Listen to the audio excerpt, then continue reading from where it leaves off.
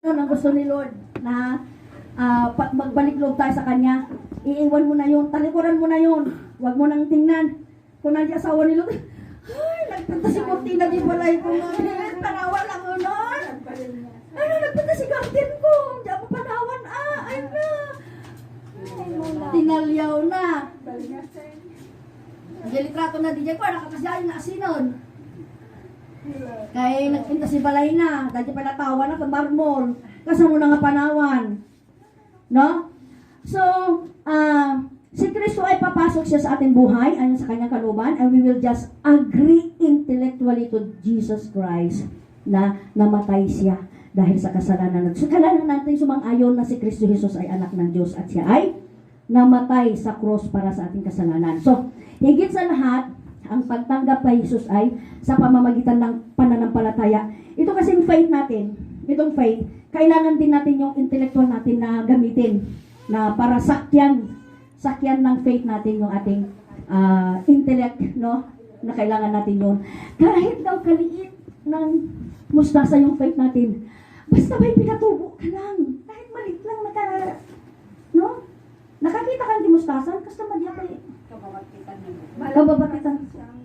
Nakakita na talaga kayo? As in personal na, no? Yung seed niya. Yung seed, oo, maliit daw yan. Kahit ganun daw lang kaliit yung faith mo, pwede mo na daw sabihin sa mountain, umalis ka dyan. No, lumipat ka doon. Kaya si Manuel, nung nag-uulan doon sa amin sa Makati, naglababan naman kami ng pagkadami-dami. Kinumand ni Manuel, sabi niya, Ulan, umalis ka dito sa Pio del Pilar, huwag ka dito. Nag-Sunday school kami, nag-life kami. Kaya pala, sabi ni Manang Biday, kaya pala sa ano na yung lugar ni? Kaya pala sa Mandaluyong pumunta yung ulan, ikaw pala Bumblebee ang naghatid sa amin ng ulan. Hanggang Bumblebee kasi tawag niya kay Emmanuel kasi ako si Honeybee, siya si Bumblebee. Yan. Bakit mo kinuman? Ako tuloy ang hindi nakapaglaba. Yung mga joke-joke nila. No? You can command the mountains to go. Kahit gaganyan lang daw yung faith mo. No, sabi ng intellect mo, may faith ako. So, sasakyan niya ng faith, ng ano mo, yung intellect mo, yung faith mo na yan. So, maghasik. Magbalik loob sa Diyos at magsisi sa mga kasalanan. Magtiwala kay Kristo na papasok siya sa ating buhay, no? Ayon sa kanyang kalooban. So, we will just agree intellectually that Jesus Christ is the Son of God. So, kailangan natin sumang-ayon. At higit sa lahat, ang pagtanggap ay sa pamamagitan ng pananampalataya. So, sa pamamagitan ng pananampalataya, maaari mong tanggapin si Jesus ngayon. Yan ang pangako niya ng Diyos na bibigyan ka niya ng buhay na walang hanggan. So, ngayon, tatanungin ko kayo. Yan. Tanungin mo sila. Kung mamamatay ka sa oras na ito, o bukas, o mamaya, handa ka na bang mamatay? Nagado pa na anak mo, nag-apupay. Pero sa totoo lang, paano? Paano nga? Kung mamamatay ka mamaya, hindi mo lang alam kung ano yung... Hindi natin alam kung paano tayo, pero lahat tayo mamamatay no? Hindi lang natin alam kung anong paraan ni Lord. May magkasakit, kukunin ka niya kasi gusto ka na niyang pahingahin, no? Merong naanuhan ka lang ng motor dyan, namatay ka na, yung parang ganon. Kasi gusto na ni Lord na ipastop na yung paghinga mo kasi pahingahin ka na niya. O ngayon, tanungin mo, handa ka na ba mamatay mamaya? O, ayun. So, pag-isip-isipan niya yan ngayon. So, ang katawan ito ay babalik sa lupa, ngunit ang ating kaluluwa ay haharap sa Panginoon. So, may dalawang pwedeng patunguhan ang tao. Sabihin mo yan sa kanya. Ano yung pwedeng patunguhan ng tao? Pwede siyang malangit, pwede din siyang impyerno. Yan, pili ka saan gusto mong puntahan pag mamatay ka. So, ang tanong, sino ang pupunta sa langit? Sino ang pupunta sa impyerno? Sino? Yung taong tumanggap kay Jesus, namuhay ng pananampalataya, namuhay siya sa kalooban ng Diyos, yun talaga sigurado ako. No? Kung sino man yung sumampalataya sa Kanya. Kasi sabi ng John 3:16, basahin nyo kaya hanggang sa verse 18, ang sumampalataya sa Panginoon ay hindi hahatulan. John 3:18. Pero ang hindi tumanggap at nananampalataya sa Diyos, kaaway siya ng Diyos. Saan ka? Doon ka sa friend niya o doon ka sa kaaway niya? Doon ka sa hahatulan niya? So, kung nananampalataya ka sa Diyos, hindi ka na kukundinahin ng Panginoon. Promise yan. Promise yan. Hindi magkukundina si Lord. Anong sinabi niya sa babaeng maraming asawa? Sabi niya, go and sin no more. Patuloy ka. Hindi ka kinundina. Ikaw kasi, inasawa mo na si ganito, inasawa mo si... Hindi ganun si Jesus eh. No, hindi siya nagkukundina. Ganyan yung pagmamahal ng Diyos, no? Ang hindi sumampalatay sa Kanya have already been judged for not believing in the only Son. So, if we reject the only way of deliverance, merong sinasabing condemnation. Makukondemn tayo. Yun na yung totoong condemnation. So, ang daling maintindihan. Sana maintindihan nila, no? Pag ipinapaliwanag natin ito, na pag hindi sila sumampalataya sa Panginoon, mapupunta sila sa impyerno pag ayaw nilang maniwala kay Jesus. Kasi si Jesus lang daw ang tagapagligtas. Hindi sino yung pinadala daw na siya na daw ang representative. Siya daw ang anak ng Diyos. Ako ang representative na. Naglastugan. Kaya ng atake. I am the child of God. Son of God daw siya. No? Representative siya ng Panginoon. So, ay naku po. So, alam ng Diyos ang katayuan natin. Alam niya ang katayuan ng puso mo. Alam niya yung katayuan ng buhay mo. So, hindi mahalaga yun kung ano yung katayuan mo ngayon. Hindi mahalaga sa Kanya yung hindi niya pinapansin kung ano ka ngayon. Hindi niya pinapansin yun. Hindi mahalaga sa Kanya ang marami mong pera.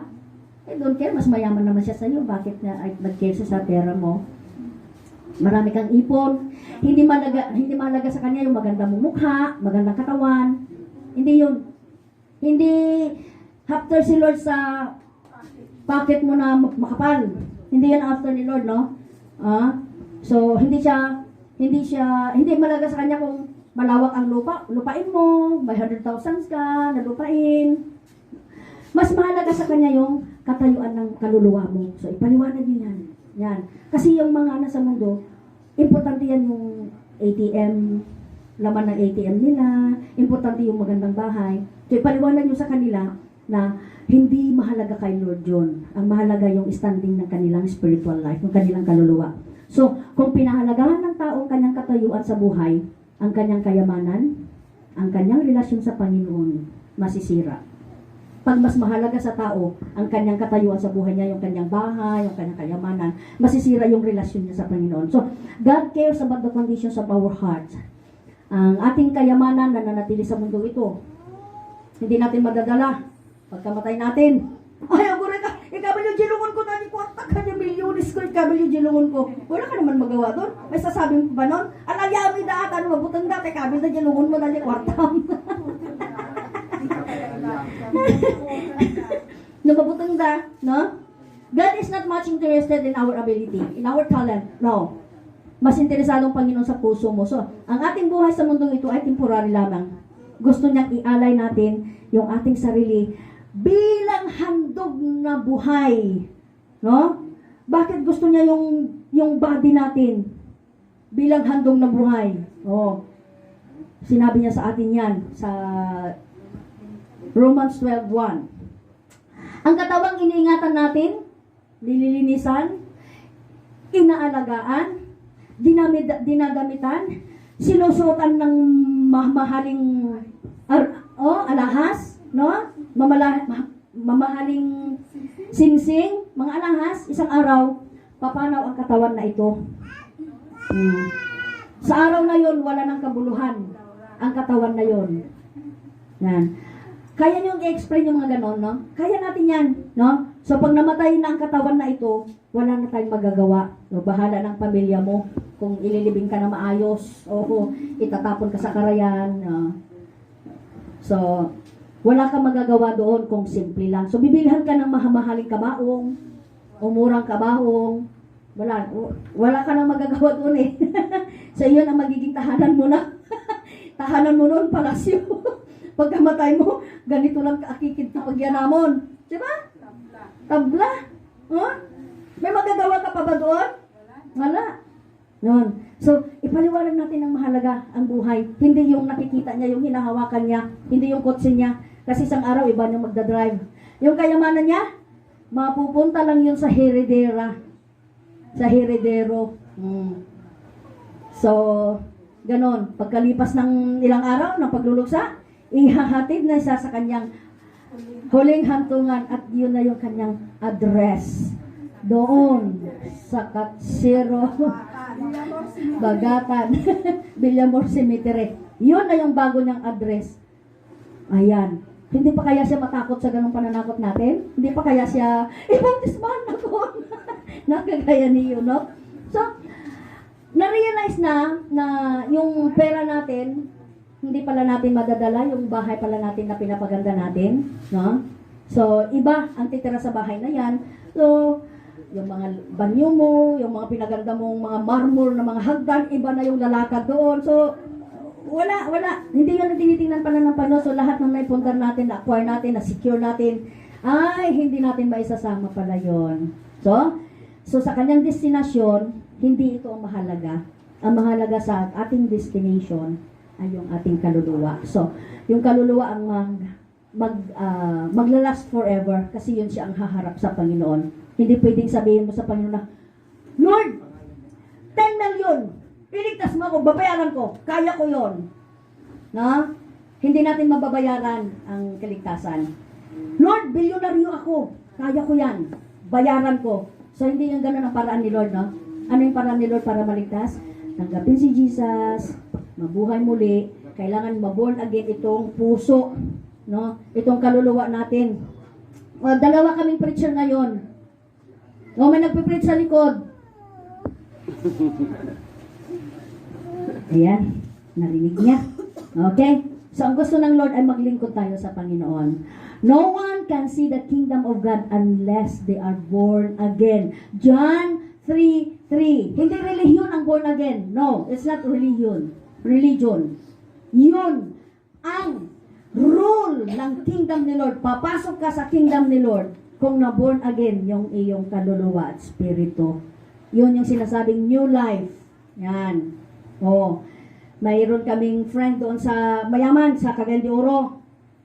Hinati yung katawan niya, sinunog, yung kalahati ng urn niya, dinala sa US, sa husband niya, yung kalahati ng urn niya, iniwan sa Cagayan de Oro. Oh, hala, kasano na yun? Agsubrin to pa nga ta, kasano na, nagudwa mo yung baginan. Sabi ng Bible, new life ang ibibigay ni Lord. New life! Hindi na yung dagat na yun. Hindi na yun. Waras-waras naman yung dagat. Wala na yun.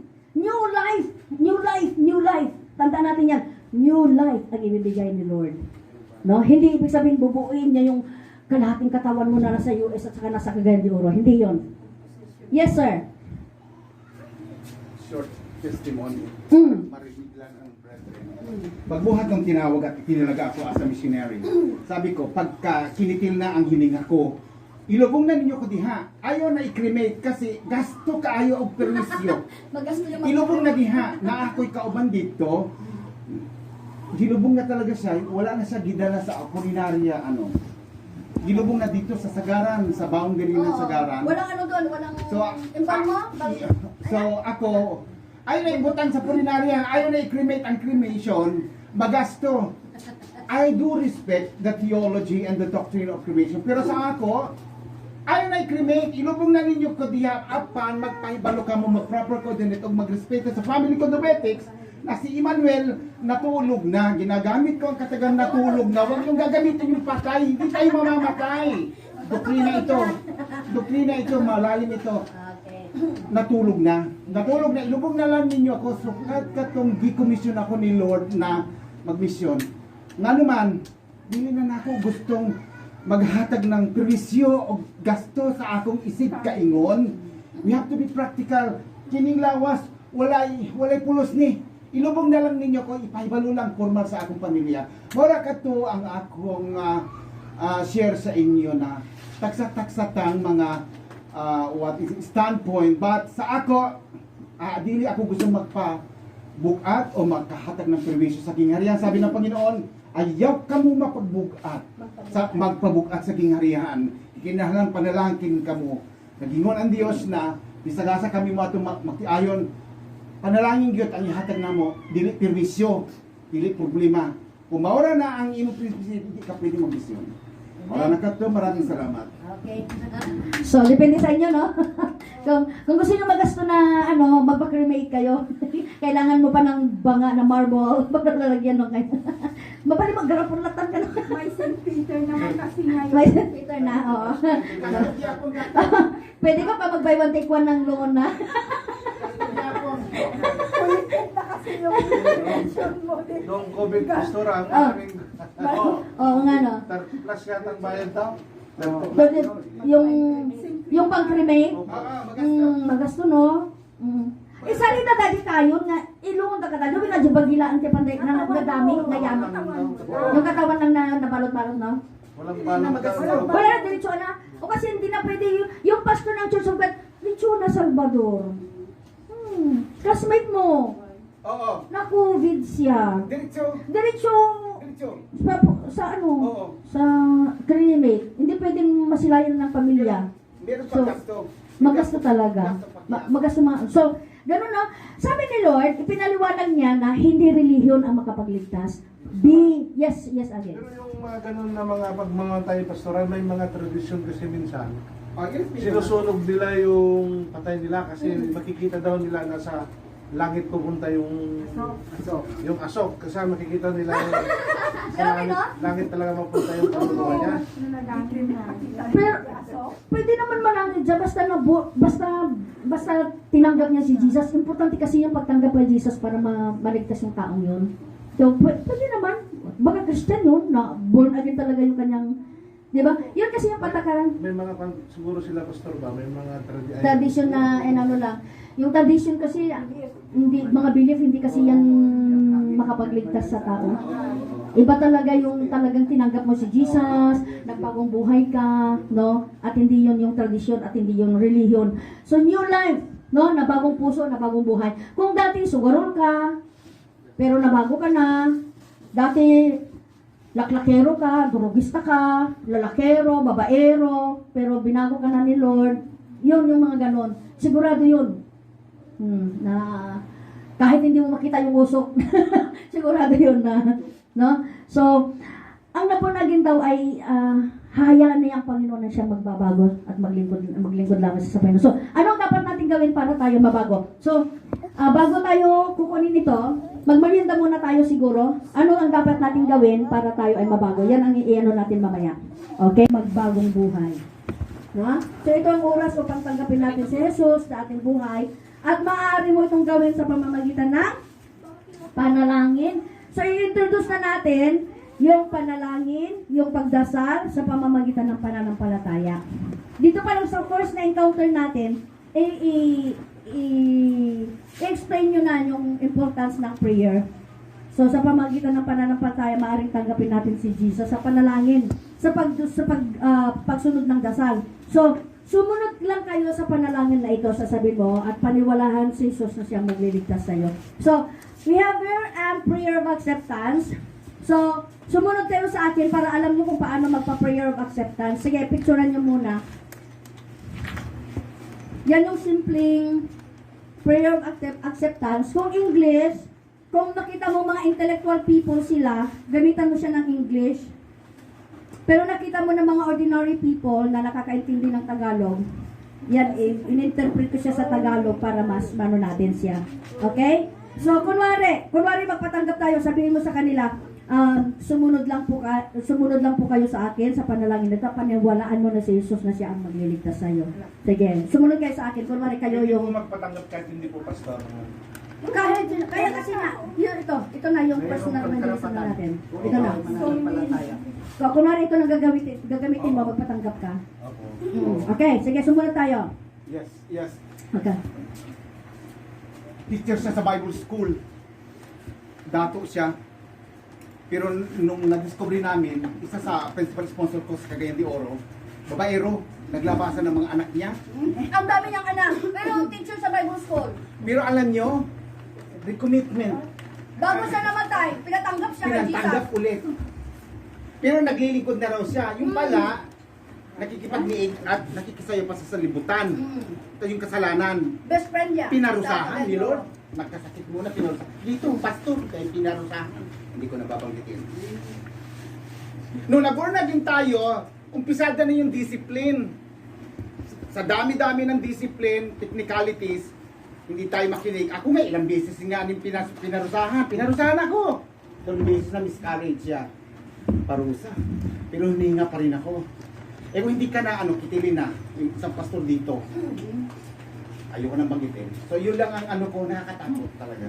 Okay. So, kunwari, Alin, so magpatanggap ka na. Ito yung gagamitin mong simpleng form ng papatanggap. So, sumunod kayo sa akin lahat. Kunwari, kayo yung pinapatanggap ko, okay? Sumunod po kayo sa akin. Ay sa panalangin ito na paniwalaan nyo na si Jesus na siya yung magliligtas sa iyo. Sige po, mag-pray po kayo kasama ko. Lord Jesus, kailangan marinig po yung pag-confess ng tao, kailangan malakas na marinig. Okay, Lord Jesus, I need you. Thank you for dying on the cross for my sins. I open the door of my life and receive you as my Savior and Lord. Thank you for forgiving my sins. Take control of the throne of my life. Make me the kind of person you want me to be. Lord God, I pray that you write my name in the book of life. Thank you. And I welcome you into my life. This I pray in the most precious name of the Lord Jesus. Amen. So, kung nakita mong ordinary mga tao yon, gamitin mo yung format ng Tagalog natin. Maghari ka sa aking puso, dalangin ko, pumasok ka sa aking buhay, mga ganon. No? So, pag nasabi mo na yun, napatanggap mo na sila din, Amen! Congratulations! Sabihin mo sa kanila, congratulations! So, kung tapat ka sa pagdarasal mo, tuparin ng Diyos ang kanyang pangako sa iyo. Ipinangako ng Biblia, buhay na walang hanggan sa sinumang tumanggap kay Kristo. Ulitin ko, hindi relihiyon ang makapagbago. Si Kristo lamang, hindi relihiyon, kundi relasyon. So, ngayong tinanggap mo na, huwag kalimutan ito, ngayong tinanggap mo na si Jesus, sa sandaling tinanggap mo siya, sa pamamagitan ng pananampalataya mo, si Kristo ay pumasok na sa iyong buhay. Pinatawad na ang iyong kasalanan. Ikaw na ay naging anak ng Diyos. Ikaw na ay nagkaroon ng buhay na walang hanggan. Ngayon, magsimula kang mamuhay sang-ayon sa kalooban ng Diyos. Yun ang sasabihin natin. So, ito na yung, ang susunod nating pag-aralan ay yung follow-up. May follow-up yan. Okay? Kailangan i-follow up mo yan. So, may simple tayong susundan dito para sa follow-up natin. At sabihin mo yung nakarang na pinag-aralan natin, napag-aralan natin yung 4 na tuntunin ng spiritual na tuntunin. Una, inibig ka ng Diyos at siya ay may magandang plano sa buhay mo. Ang pangalawa, ang tao ay makasalanan at nahiwalay sa Diyos. Si Kristo Jesus ang tanging lunas ng kasalanan. At pang-apat, kailangan natin tanggapin si Kristo sa ating buhay na tagapagligtas.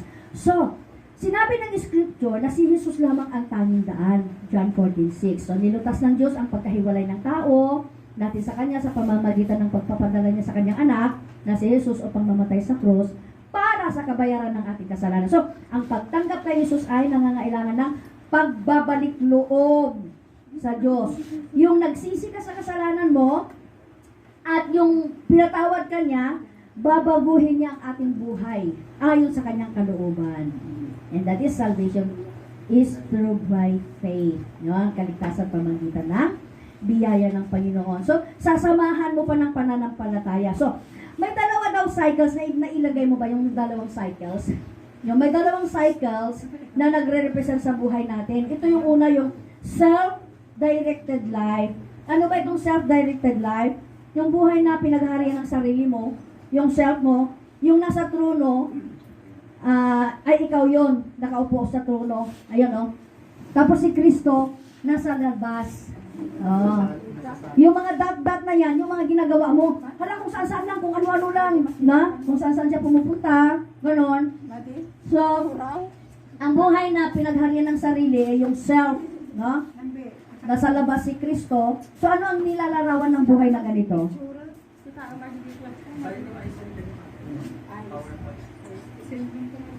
Sa messenger? Mayo pa. O, i-ano mo na lang, i-group chat mo, magawa ka ng group chat, tapos, Preaching 101, parang GC, gano'n, para ba, doon nila mababasa lahat ng mga ano natin, post natin. So, ano ang inilalarawan ng buhay na si Kristo ay nasa labas at ikaw yung nasa self, nasa trono, ikaw yung self yung nasa trono. So, ito yung taong ang hilig at naisin ay yung kanyang interest lang, directed ng kanyang self, at anong bunga nito? Kabiguan. Why? Dahil resulta ito ng pagiging makasarili, individualism, self-seeking, etc., etc., etc. So, ito ang nilalarawan ng buhay na self-directed. Yan. So, ang second ay ito, the Christ-directed life. So, ang buhay na pinagharian na ni Kristo. Nakita nyo sa picture, nakaupo na si Kristo sa upuan ng puso mo. At yung self, nasa baba lang siya. At tingnan nyo yung mga dot. Oh, hanay na yung dot. Hindi yung may dot dito, may malaking dot dito, may maliit na dot dito. Na? Ayun. So, Christ seated on the throne of that heart of that person. Ang interest ng tao ito ay interest na ni Lord. No? As a result, lahat niyang naisin, pinaghaharian ni Kristo. So, ang tanong, Sino masabi? tanungin mo yung Wala, tao na ito na Bigay lang ito, sinisiran mo. Aling larawan ngayon, sa dalawang larawan yan, aling larawan ang kumakatawan sa iyong buhay. Ayan. So, ano ang larawan na nanaisin mong kumatawan sa iyong buhay? So, mula nung pinapasok mo na si Panginoon sa iyong buhay, sa pamamagitan ng niyang kanyang pangako, mananahan na siya sa iyo at ikaw ay magkaroon ng buhay na walang hanggan. So, i-challenge mo siya na matuto na siyang magdasal at dahil sa panalangin, nakikipag-usap siya sa Diyos. So, kailangan malaman nila na ang pakikipag-usap sa Diyos ay importante. Kasi mga bago pa lang sila, kailangan nilang ma-orient, kailangan nilang ma-train na magdasal na sila para sa Panginoon. Kung may mga kailangan ka, manalangin ka, dahil sabi ni Lord, makikinig siya sa mga dasal mo. Yan. So, alam ng Diyos ang katayuan na yung puso, alam niya mahalaga yung nilalaman ng puso mo. So, yun ang tinitingnan niya. Hindi yung panlabas nating anyo. So, paano natin malalaman na si Kristo ay nasa ating buhay na? Ha? May Changes. sa akin, personally, classmates, may kapanatagan ng loob. May peace na? Kung may Kristo, i-emphasize ko yung stewardship. Palagi kang nag-tithes. Kung wala kang tithes, wala kang kapanatagan ng loob. Wala kang oras, wala kang kapanatagan ng loob. Tapos yung palagi nasa yung fruit of the Holy Spirit. Kasi ang trabaho, hindi ano yan. Walang katapusan ng trabaho. Pero Magbigay talaga ng time para sa Panginoon. I-schedule din yan ang ano. Rosario, Jesse, grabe trabaho. Lagpas ulo. Pero yung schedule mo sa Panginoon, Hindi huwag mapabayaan. Revelation 3:20, no? So sinabi niya na papasok siya sa iyong buhay at sinabi niya na ang nakarinig sa tinig niya at nagbukas sa kanyang puso ay magdiriwang nakasama ang Panginoon. So pinangako ng Biblia ng buhay na walang hanggan sa lahat na tatanggap kay Kristo. So basahin natin yung isang patutuo na binigyan niya ng buhay na walang hanggan. Yung 1 John 5:11 to 13. So, si Kristo ay nasa ating buhay na lagi at hindi niya tayo iiwan. And that's what he said in Hebrews, 13:5? Ano ba yan? I will never leave you nor forsake you. So, promise ni God is promise ni God. No? Yan ang otoridad ng isang Kristiyano na. So, Christian, live by faith. Magtiwala yung Kristiyano yung nabubuhay.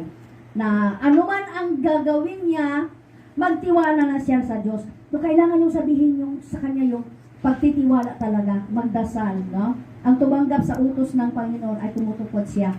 Tuparin natin. So gusto ko kayong bigyan ng isang halimbawa tungkol sa pananampalataya ngayon. Ay, hindi ko na naibigay para sa iyo. Yung inilalarawan ng isang truck, yung kunwari, D-Max or Hilux or Navara Caliber. Ayan. Ayan.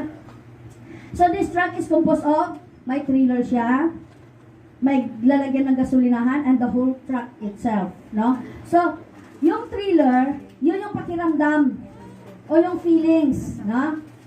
So, yung gasoline, ito yung pananampalataya o faith sa Word ni God. And the whole part, yung truck, is ito yung fact, ito yung katotohanan. So the truck will run or without the trailer. Pwede siyang tumakbo yung, basta nandun yung ano niya, yung, kahit wala siyang katawan, no? Yung truck, pwede siyang tumakbo. Ito yung, hindi makakatakbo pag yung trailer ang, may gulong nga yung trailer, pero walang hihila sa kanya kasi wala siyang makina. So, hindi siya makakatakbo. In the same way, yung isang Kristiyano na hindi umaasa sa pakiramdam o emotion, but we place our faith, our trust in the trustworthiness of God and the promises of His Word. So, para tatakbo ang truck, kailangan lagyan ng gasoline, yung Word of God. Yun. So, kailangan malaman ng tao niyan na kailangan niya, sa pagpatuloy niya ng kanyang journey, kailangan niyang maggasolina.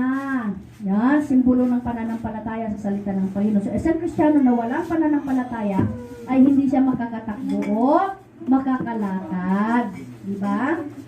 So, kailangan natin talaga ang pananampalataya sa salita ng Diyos. So, ganun din.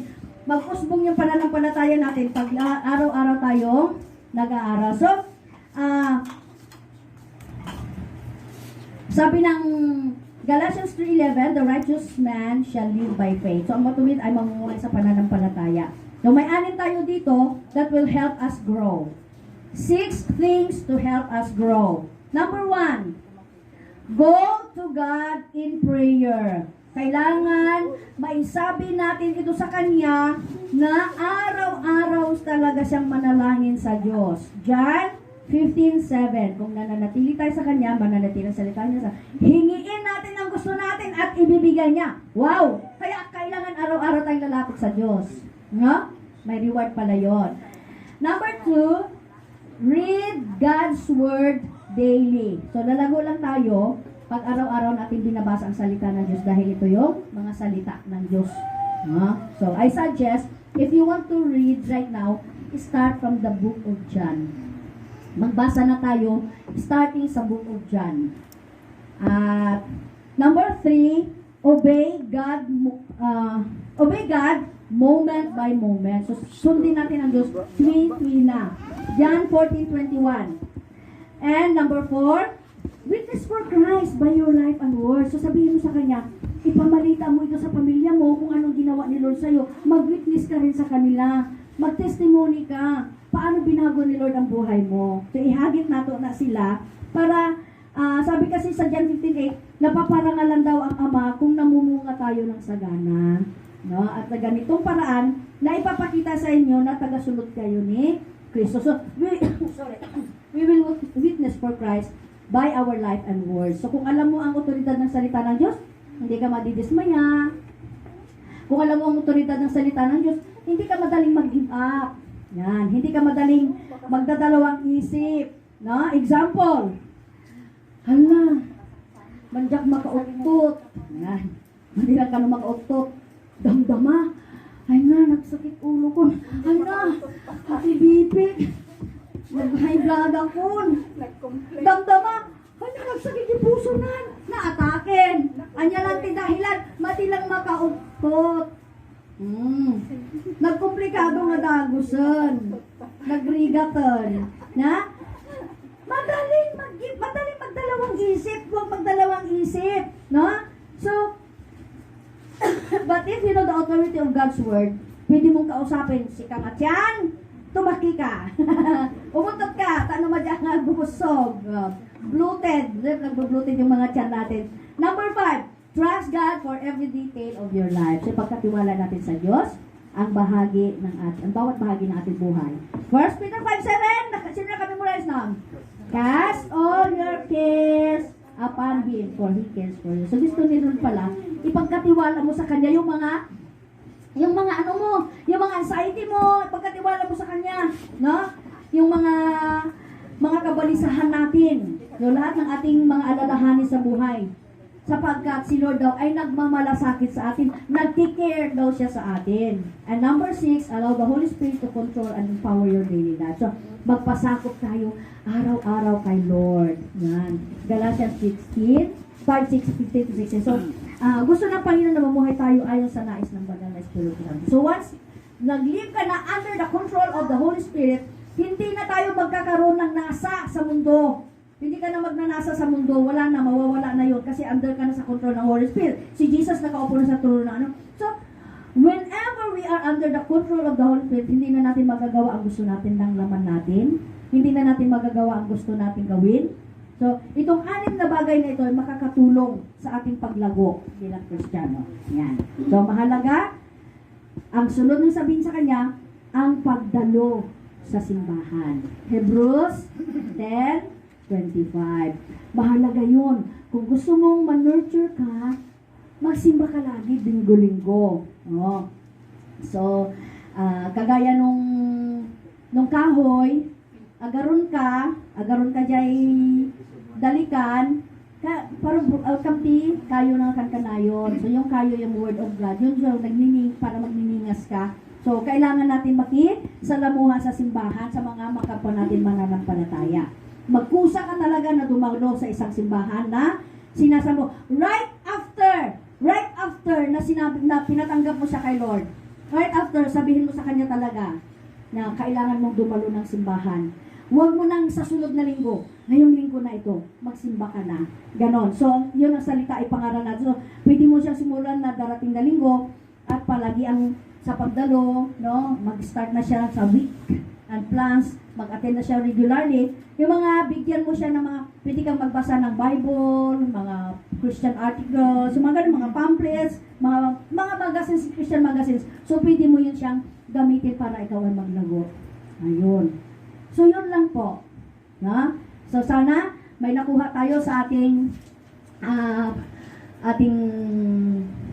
pag-aaral ngayon kung paano mag-share. Sana makatulong sa atin yun at mag-desire talaga tayo na i-share talaga ang gospel ni Jesus. So now, ano ang gusto ni Lord na magbalik loob tayo sa Kanya, iiwan mo na yun, talikuran mo na yun, huwag mo nang tingnan.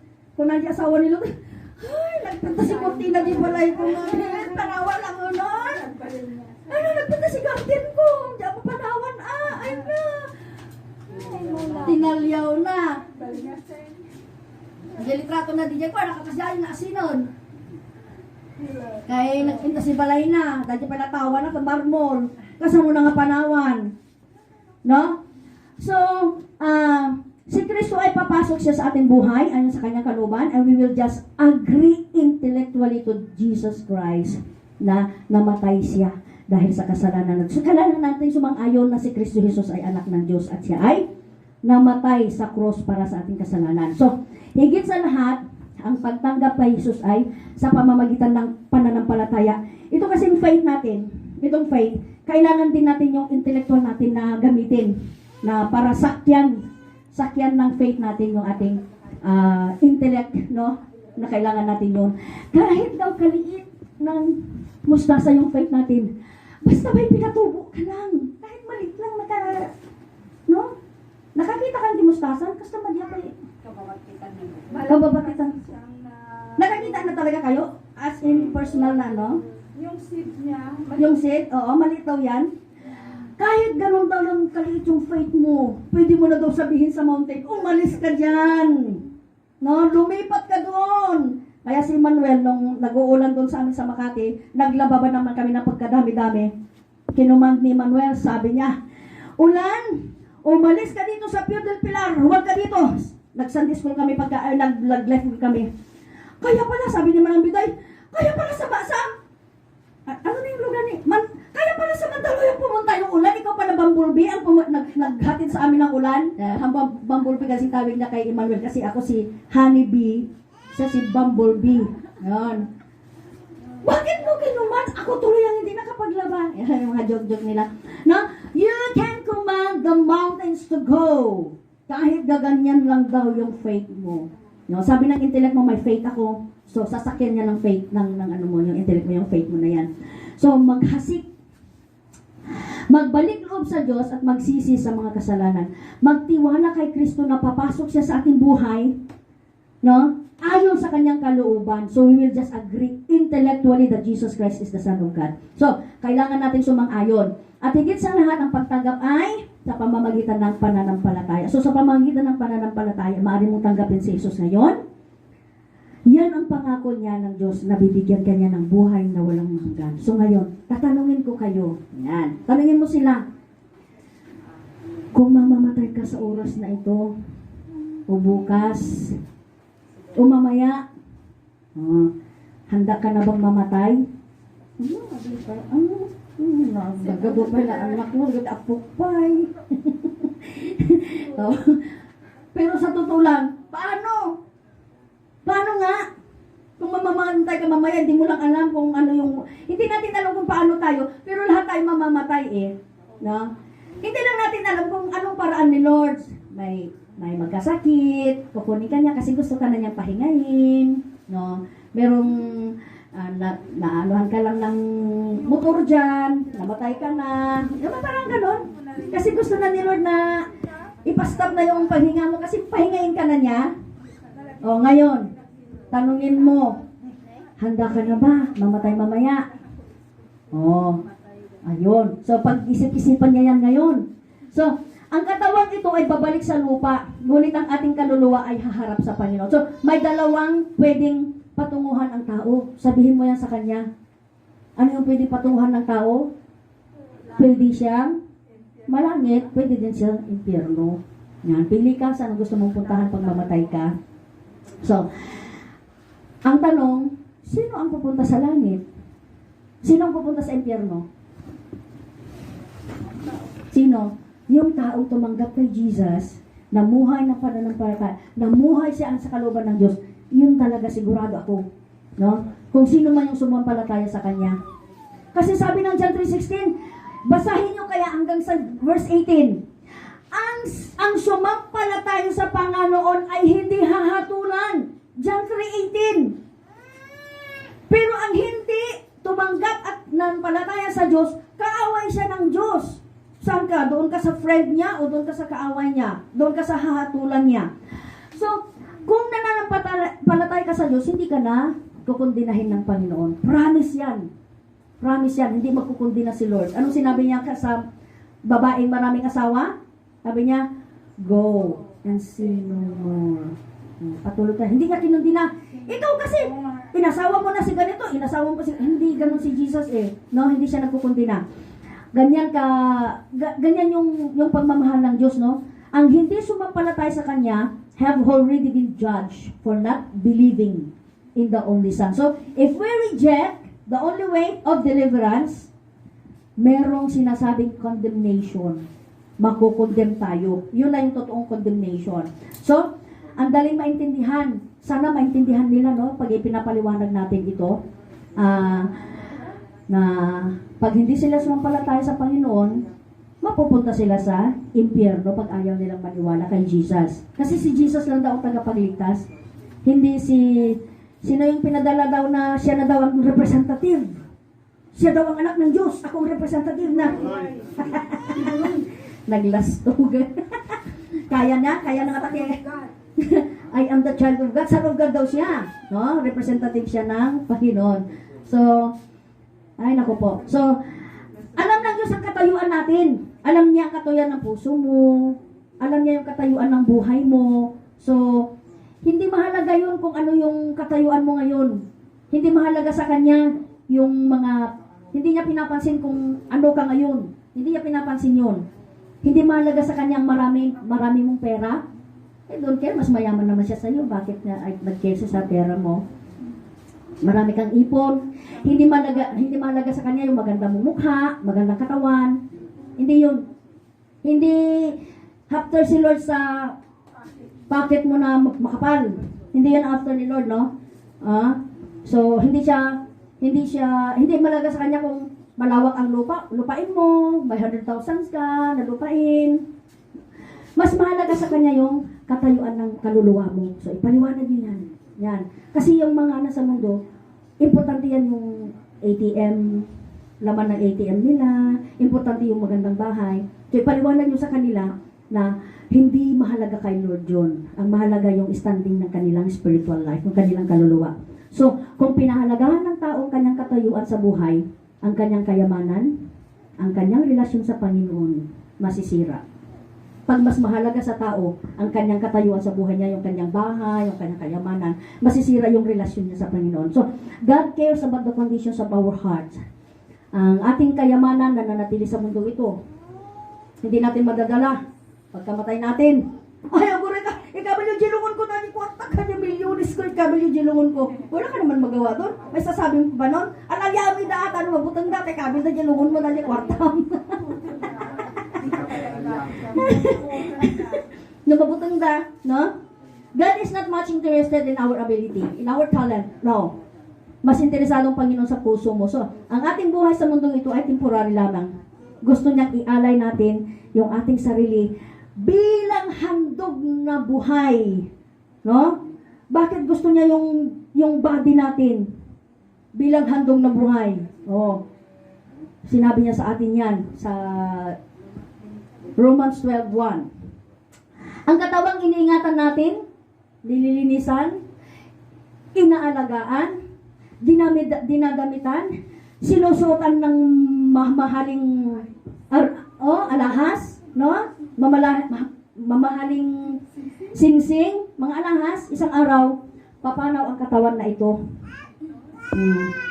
Sa araw na yon, wala nang kabuluhan ang katawan na yon. Yan. Kaya nyo i-explain yung mga ganon, no? Kaya natin yan, no? So, pag namatay na ang katawan na ito, wala na tayong magagawa. So, bahala ng pamilya mo. Kung ililibing ka na maayos, o kung itatapon ka sa karayan. So, wala kang magagawa doon kung simple lang. So, bibilhan ka ng mahamahaling kabaong, o murang kabaong. Wala ka nang magagawa doon eh. So, yun ang magiging tahanan mo na. Tahanan mo noon, palasyo. Pagkamatay mo, ganito lang kaakikid na pagyanamon. Diba? Tabla. Huh? May magagawa ka pa ba doon? Wala. Yun. So, ipaliwanag natin ang mahalaga ang buhay. Hindi yung nakikita niya, yung hinahawakan niya, hindi yung kotse niya. Kasi isang araw, iba niyang magdadrive. Yung kayamanan niya, mapupunta lang yun sa heredera. Sa heredero. So, ganon. Pagkalipas ng ilang araw, ng pagluluksa, ihahatid na siya sa kanyang huling hantungan at yun na yung kanyang address. Doon sa Katsiro, Bagatan, Villamor Cemetery. Yun na yung bago niyang address. Ayan. Hindi pa kaya siya matakot sa ganung pananakot natin? Hindi pa kaya siya, ibautisman ako. Nakagaya niyo, no? So, na-realize na yung pera natin, hindi pala natin madadala, yung bahay pala natin na pinapaganda natin, no? So, iba ang titira sa bahay na yan. So, yung mga banyo mo, yung mga pinaganda mong mga marmor na mga hagdan, iba na yung lalakad doon. So, wala. Hindi yun ang tinitingnan pala ng Panginoon. So, lahat ng naipundar natin, na-acquire natin, na-secure natin, ay, hindi natin maisasama pala yun. So, sa kanyang destinasyon, hindi ito ang mahalaga. Ang mahalaga sa ating destination ay yung ating kaluluwa. So, yung kaluluwa ang maglalast forever kasi yun siya ang haharap sa Panginoon. Hindi pwedeng sabihin mo sa Panginoon na, Lord, 10 million, iligtas mo ako, babayaran ko, kaya ko yon. No? Hindi natin mababayaran ang kaligtasan. Lord, bilyonaryo ako, kaya ko yan, bayaran ko. So, hindi yung ganun ang paraan ni Lord, no? Ano yung paraan ni Lord para maligtas? Tanggapin si Jesus, mabuhay muli, kailangan maborn again itong puso, no? Itong kaluluwa natin. Dalawa kaming preacher ngayon. No, may nagpe-preach sa likod. Ayan, narinig niya. Okay? So, ang gusto ng Lord ay maglingkod tayo sa Panginoon.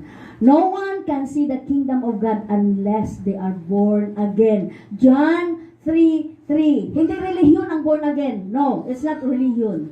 Religion. Yun ang rule ng kingdom ni Lord. Papasok ka sa kingdom ni Lord kung na-born again yung iyong kaluluwa at spirito. Yun yung sinasabing new life. Yan. Oh. Mayroon kaming friend doon sa mayaman, sa Cagayan de Oro. Hinati yung katawan niya, sinunog, yung kalahati ng urn niya, dinala sa US sa husband niya, yung kalahati ng urn niya, iniwan sa Cagayan de Oro. Oh. Hala, kasano na yun? Ang subling tupay nga ta, kasano na, nagudwa mo yung baginan. Sabi ng Bible, new life ang ibibigay ni Lord. New life! Hindi na yung dagat na yun! Hindi na yun! Waras-waras naman yung dagat. Wala na yun. New life! New life! New life! Tandaan natin yan. New life ang ibibigay ni Lord. No? Hindi ibig sabihin bubuuin niya yung kalahating katawan mo na nasa US at saka nasa Cagayan de Oro. Hindi yon. Yes, sir. Short testimony. Mm. Marinig lang ang brethren. Pagbuhat ng tinawag at tinalaga ako as a missionary, sabi ko, pagka kinitil na ang hininga ko, ilubong na ninyo ko diha. Ayaw na i-cremate kasi gasto kaayo og perwisyo. Magasto yung Ilubong na diha na ako'y kauban dito. Gilubong na talaga siya. Wala na siya gidala sa kulinarya Gilubong na dito sa Sagaran, sa boundary ng Sagaran. Walang ano doon, walang So, impal mo? so ako, ayaw na ibutan sa kulinarya, ayaw na i-cremate ang cremation, magasto. I do respect the theology and the doctrine of cremation. Pero sa ako, ayaw na i-cremate, ilubong na ninyo ko diya, apan, magpahibalo ka mo, mag-proper coordinate, o magrespeto sa family condometics, na si Emmanuel natulog na, ginagamit ko ang katagang natulog na, huwag yung gagamitin yung patay, hindi tayo mamamatay. Doktrina ito, malalim ito.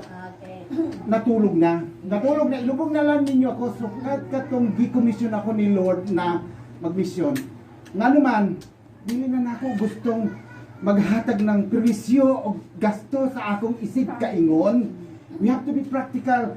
Kining lawas, walay pulos ni. Ilubog na lang ninyo ko, ipahibalo lang formal sa akong pamilya. Mora kato ang akong share sa inyo na taksa-taksatang mga standpoint. But sa ako, dili ako gusto magpabukat o magkahatag ng perwisyo sa kingharian. Sabi ng Panginoon, ayaw ka mo magpabukat sa kingharian. Kinahanglan panalangin ka mo. Nagingon ang Diyos na bisagasa kami mo itong magtiayon.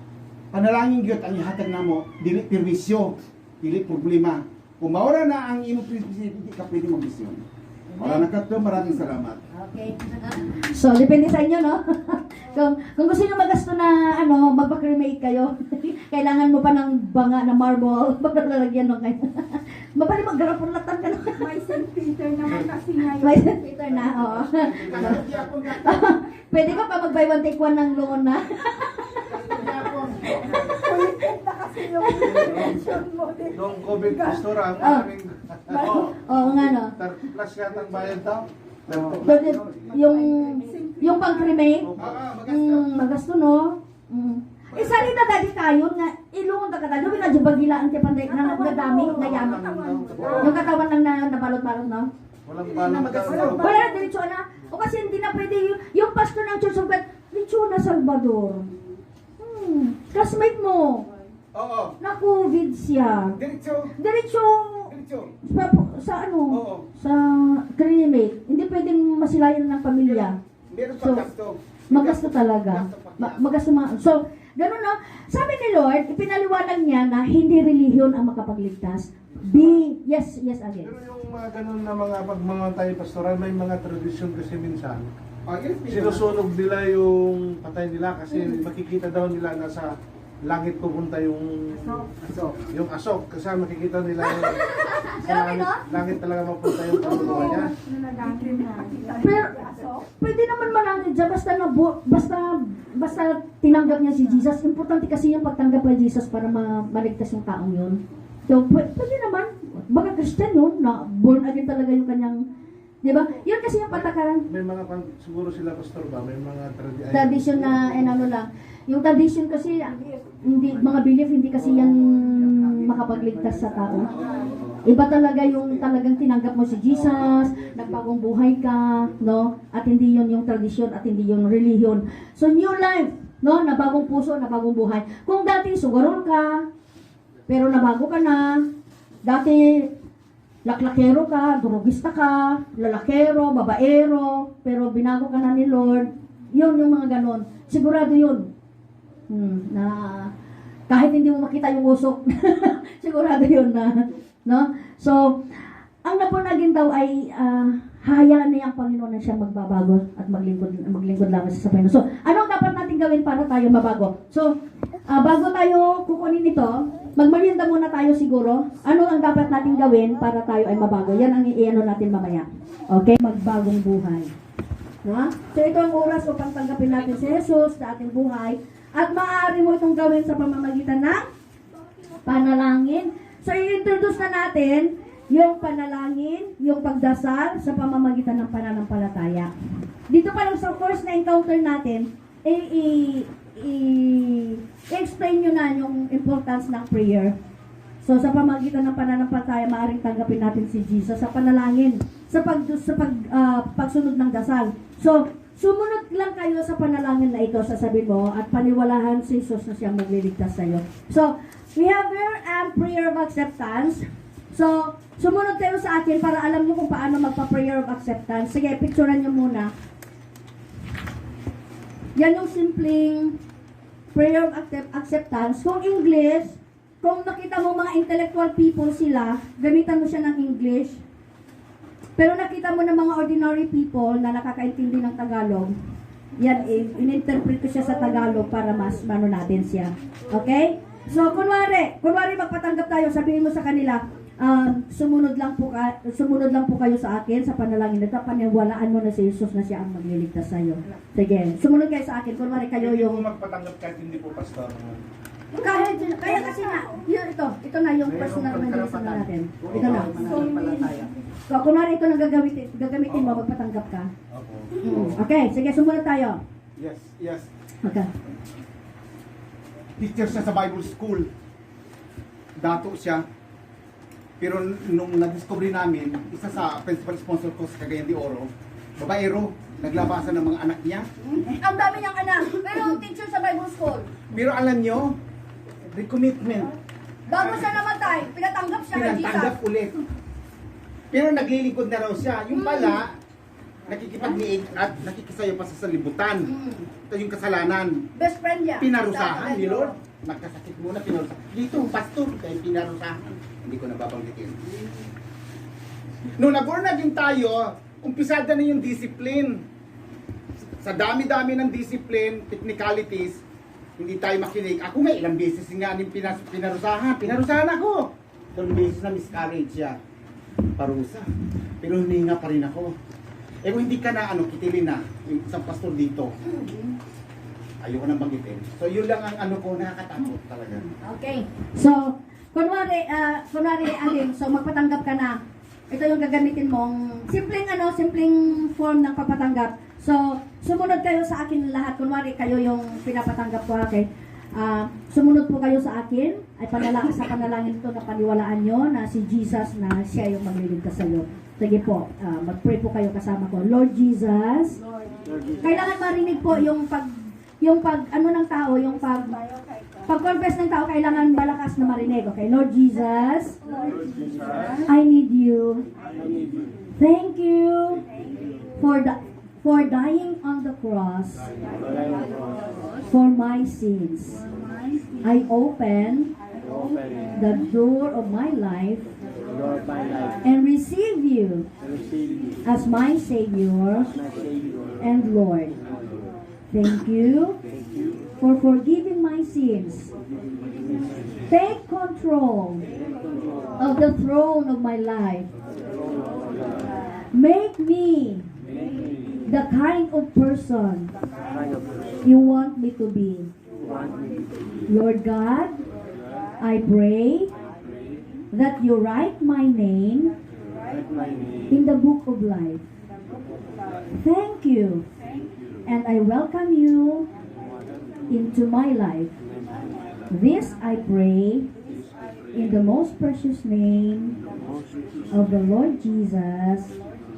Amen. So, kung nakita mong ordinaryong mga tao yon, gamitin mo yung format ng Tagalog natin. Maghari ka sa aking puso, dalangin ko, pumasok ka sa aking buhay. Mga ganon, no? So, pag nasabi mo na yun, napatanggap mo na sila, amen.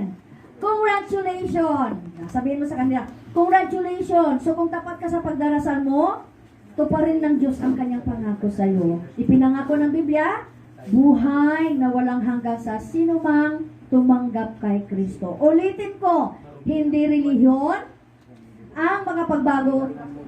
Si Kristo lamang, hindi relihiyon kundi relasyon. So, ngayong tinanggap mo na, huwag kalimutan ito, ngayong tinanggap mo na si Jesus, sa sandaling tinanggap mo siya, sa pamamagitan ng pananampalataya mo, si Kristo ay pumasok na sa iyong buhay. Pinatawad na ang iyong kasalanan. Ikaw na ay naging anak ng Diyos. Ikaw na ay nagkaroon ng buhay na walang hanggan. Ngayon, magsimula kang mamuhay sang-ayon sa kalooban ng Diyos. Yun ang sasabihin natin. So, ito na yung, ang susunod nating pag-aralan ay yung follow-up. May follow-up yan. Okay? Kailangan i-follow up mo yan. So, may simple tayong susundan dito para sa follow-up natin. At sabihin mo yung nakaraan na pinag-aralan natin, napag-aralan natin yung 4 na tuntunin ng spiritual na tuntunin. Una, inibig ka ng Diyos at siya ay may magandang plano sa buhay mo. Ang pangalawa, ang tao ay makasalanan at nahiwalay sa Diyos. Si Kristo Jesus ang tanging lunas ng kasalanan. At pang-apat, kailangan natin tanggapin si Kristo sa ating buhay na tagapagligtas.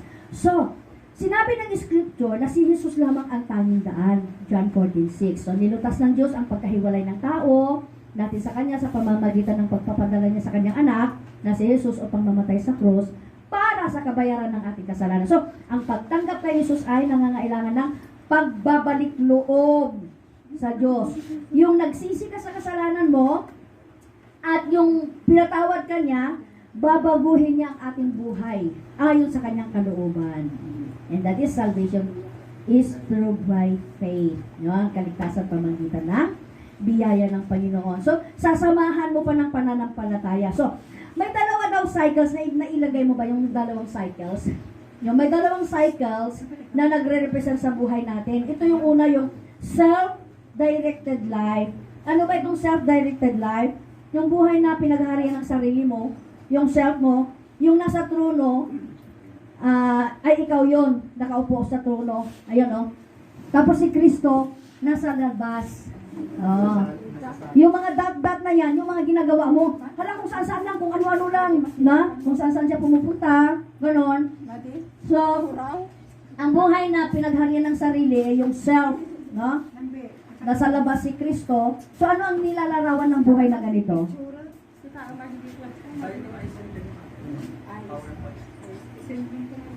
Sa messenger? Mayo pa. O, i-ano mo na lang, i-group chat mo, magawa ka ng group chat, tapos, Preaching 101, parang GC, gano'n, para ba, doon nila mababasa lahat ng mga ano natin, post natin. So, ano ang inilalarawan ng buhay na si Kristo ay nasa labas at ikaw yung nasa self, nasa trono, ikaw yung self yung nasa trono. So, ito yung taong ang hilig at naisin ay yung kanyang interest lang, directed ng kanyang self, at anong bunga nito? Kabiguan. Why? Dahil resulta ito ng pagiging makasarili, individualism, self-seeking, etc., etc., etc. So, ito ang nilalarawan ng buhay na self-directed. Yan. So, ang second ay ito, the Christ-directed life. So, ang buhay na pinagharian na ni Kristo. Nakita nyo sa picture, nakaupo na si Kristo sa upuan ng puso mo. At yung self, nasa baba lang siya. At tingnan nyo yung mga dot. Oh, hanay na yung dot. Hindi yung may dot dito, may malaking dot dito, may maliit na dot dito. Na? Ayun. So, Christ seated on the throne of that heart of that person. Ang interest ng tao ito ay interest na ni Lord. No? As a result, lahat niyang naisin, pinaghaharian ni Kristo. So, ang tanong, Sino masabi? tanungin mo yung tao na ito na Bigay lang ito. sinisiran mo. Aling larawan ngayon, sa dalawang larawan yan, alin larawan ang kumakatawan sa iyong buhay. Yan. So, ano ang larawan na nanaisin mong kumatawan sa iyong buhay? So, mula nung pinapasok mo na si Panginoon sa iyong buhay, sa pamamagitan ng niyang kanyang pangako, mananahan na siya sa iyo at ikaw ay magkaroon ng buhay na walang hanggan. So, i-challenge mo siya na matuto na siyang magdasal at dahil sa panalangin, nakikipag-usap siya sa Diyos. So, kailangan malaman nila na ang pakikipag-usap sa Diyos ay importante. Kasi mga bago pa lang sila, kailangan nilang ma-orient, kailangan nilang ma-train na magdasal na sila para sa Panginoon. Kung may mga kailangan ka, manalangin ka, dahil sabi ni Lord, makikinig siya sa mga dasal mo. Yan. So, alam ng Diyos ang katayuan na yung puso, alam niya mahalaga yung nilalaman ng puso mo. So, yun ang tinitingnan niya. Hindi yung panlabas nating anyo. So, paano natin malalaman na si Kristo ay nasa ating buhay na? Ha? May Changes. sa akin, personally, classmates, may kapanatagan ng loob. May peace na? Kung may Kristo, i-emphasize ko yung stewardship. Palagi kang nag-tithes. Kung wala kang tithes, wala kang kapanatagan ng loob. Wala kang oras, wala kang kapanatagan ng loob. Tapos yung palagi nasa yung fruit of the Holy Spirit. Kasi ang trabaho, hindi ano yan. Walang katapusan ng trabaho. Pero Magbigay talaga ng time para sa Panginoon. I-schedule din yan ang ano. Rosario, Jesse, grabe trabaho. Lagpas ulo. Pero yung schedule mo sa Panginoon, Hindi huwag mapabayaan. Revelation 3:20, no? So sinabi niya na papasok siya sa iyong buhay at sinabi niya na ang nakarinig sa tinig niya at nagbukas sa kanyang puso ay magdiriwang nakasama ang Panginoon. So pinangako ng Biblia ng buhay na walang hanggan sa lahat na tatanggap kay Kristo. So basahin natin yung isang patutuo na binigyan niya ng buhay na walang hanggan. Yung 1 John 5:11 to 13. So, si Kristo ay nasa ating buhay na lagi at hindi niya tayo iiwan. And that's what he said in Hebrews, ano yun, 13:5? Ano ba yan? I will never leave you nor forsake you. So, promise ni God is promise ni God. No? Yan ang otoridad ng isang Kristiyano na. So, Christian, live by faith. Magtiwala yung Kristiyano yung nabubuhay. Na anuman ang gagawin niya, magtiwala na siya sa Diyos. So, kailangan yung sabihin yung sa kanya yung pagtitiwala talaga, magdasal, no? Ang tumanggap sa utos ng Panginoon ay tumutupod siya. Tuparin natin. So, gusto ko kayong bigyan ng isang halimbawa tungkol sa pananampalataya ngayon. Ay, hindi ko na naibigay para sa iyo. Yung inilalarawan ng isang truck, yung kunwari, D-Max or Hilux, or Navara, Caliber. So, this truck is composed of, may trailer siya, may lalagyan ng gasolinahan, and the whole truck itself. No? So, yung trailer, yun yung pakiramdam, o yung feelings. No? So, yung gasoline, ito yung pananampalataya o faith sa Word ni God. And the whole part, yung truck, is ito yung fact, ito yung katotohanan. So the truck will run or without the trailer. Pwede siyang tumakbo yung, basta nandun yung ano niya, yung, kahit wala siyang katawan, no? Yung truck, pwede siyang tumakbo. Ito yung, hindi makakatakbo pag yung trailer ang, may gulong nga yung trailer, pero walang hihila sa kanya kasi wala siyang makina. So, hindi siya makakatakbo. In the same way, yung isang Kristiyano na hindi umaasa sa pakiramdam o emotion, but we place our faith, our trust in the trustworthiness of God and the promises of His Word. So, para tatakbo ang truck, kailangan lagyan ng gasoline, yung Word of God. Yun. So, kailangan malaman ng tao yan na kailangan niya sa pagpatuloy niya ng kanyang journey, kailangan niyang maggasolina. Yan, simbolo ng pananampalataya sa salita ng Panginoon. So, isang Kristiyano na walang pananampalataya ay hindi siya makakatakbo o makakalakad. Diba? So, kailangan natin talaga ang pananampalataya sa salita ng Diyos. So, ganun din. Mag-usbong yung pananampalataya natin pag araw-araw tayong nag-aaral. So, sabi ng Galatians 3:11, the righteous man shall live by faith. So, ang matuwid ay mamumuhay sa pananampalataya. So, may 6 tayo dito that will help us grow. 6 things to help us grow. Number 1, go to God in prayer. Kailangan maisabi natin ito sa Kanya na araw-araw talaga siyang manalangin sa Diyos. John 15:7. Kung nananatili tayo sa Kanya, mananatili ang salita niya sa hingiin natin ang gusto natin at ibibigay niya. Wow! Kaya kailangan araw-araw tayong lalapit sa Diyos. No? May reward pala yon. Number 2, read God's Word daily. So, lalago lang tayo pag araw-araw natin binabasa ang salita ng Diyos dahil ito yung mga salita ng Diyos. No? So, I suggest, if you want to read right now, start from the book of John. Magbasa na tayo starting sa book of John. At number 3, obey God moment by moment. So, sundin natin ang Diyos tuwi na. John 14:21. And number 4, witness for Christ by your life and words. So, sabihin mo sa Kanya, ipamalita mo ito sa pamilya mo kung anong ginawa ni Lord sa'yo. Mag-witness ka rin sa kanila. Mag-testimony ka. Paano binago ni Lord ang buhay mo. So, ihagit nato na sila para, sabi kasi sa John 15:8, napaparangalan daw ang Ama kung namumunga tayo ng sagana. No? At sa ganitong paraan, na ipapakita sa inyo na tagasunod kayo ni Kristo. So, we will witness for Christ by our life and words. So, kung alam mo ang otoridad ng salita ng Diyos, hindi ka madidismaya. Kung alam mo ang otoridad ng salita ng Diyos, hindi ka madaling mag-give up. Yan. Hindi ka madaling magdadalawang isip. No? Example. Hala, manjak makauktot. Yan. Hindi lang ka na makauktot. Damdama. Ay na, nagsakit ulo ko. Ay na, natibipig. Nag-high blood ako. Nag-complain. Damdama. Ay na, nagsakit yung puso na. Naatakin. Anya lang dahilan, mati lang makauktot. Nagkomplikado nga dagusan. Nagrigatan. Na? Madaling magdalawang isip. Huwag magdalawang isip. No? So, but if you know the authority of God's Word, pwede mong kausapin si Kamatyan, tumaki ka. Umutot ka, tano madya nga bumusog.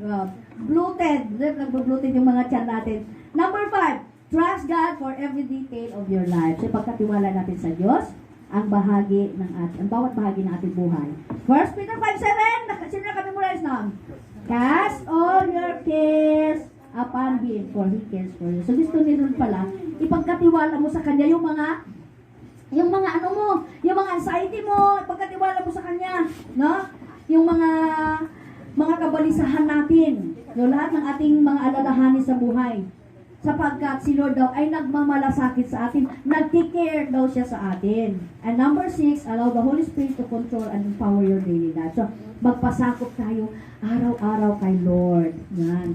Galatians 5:6-15-16. So, gusto ng Panginoon na mamuhay tayo ayon sa nais ng banal na Espiritu Santo. So, once nag-live ka na under the control of the Holy Spirit, hindi na tayo magkakaroon ng nasa sa mundo. Hindi ka na magnanasa sa mundo, wala na, mawawala na yun kasi under ka na sa control ng Holy Spirit. Si Jesus nakaupo na sa trono na ano. So, whenever we are under the control of the Holy Spirit, hindi na natin magagawa ang gusto natin ng laman natin. Hindi na natin magagawa ang gusto natin gawin.